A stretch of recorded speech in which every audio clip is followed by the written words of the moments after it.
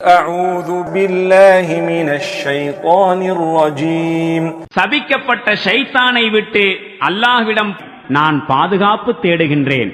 فرح المخلفون بمقعدهم خلاف رسول الله وكرهوا أن يجاهدوا بأموالهم وأنفسهم في سبيل الله وقالوا لا تنفروا في الحر قل نار جهنم أشد حرا لو كانوا يفقهون.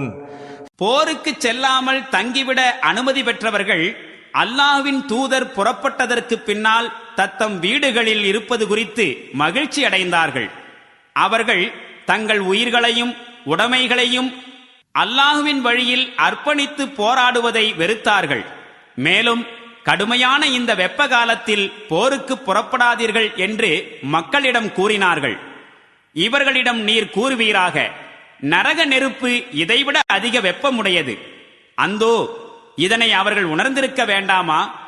فَلْيَضْحَكُوا قَلِيلًا وَلْيَبْكُوا كَثِيرًا جَزَاءً بِمَا كَانُوا يَكْسِبُونَ.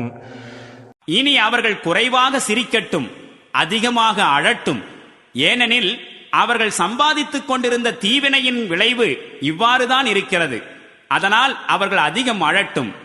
فَإِنْ رَجَعَكَ اللَّهُ إِلَى طَائِفَةٍ مِّنْهُمْ فَاسْتَأْذَنُوكَ لِلْخُرُوجِ فَقُلْ لَنْ تَخْرُجُوا مَعِيَ أَبَدًا وَلَنْ تُقَاتِلُوا مَعِيَ عَدُوًّا إِنَّكُمْ رَضِيتُمْ بِالْقُعُودِ أَوَّلَ مَرَّةٍ فَاقْعُدُوا مَعَ الْخَالِفِينَ.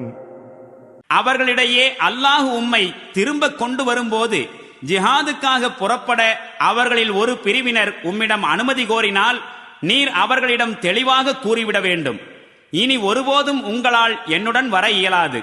என்னோடு வந்து எந்த பகைவர்களையும் எதிர்த்து போரிட உங்களால் முடியாது. ஏனெனில் முதல் தடவை போருக்கு வராமல் தங்கிவிடுவதை நீங்கள் விரும்பினீர்கள். ஆகையால் இனி வராமல் தங்கிவிட்டவர்களுடன் நீங்களும் தங்கிவிடுங்கள்.